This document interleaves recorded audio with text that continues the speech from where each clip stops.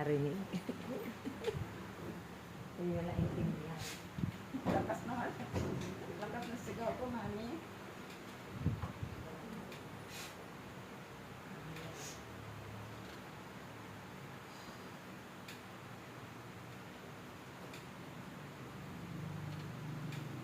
Magandang hapon po sa inyong lahat.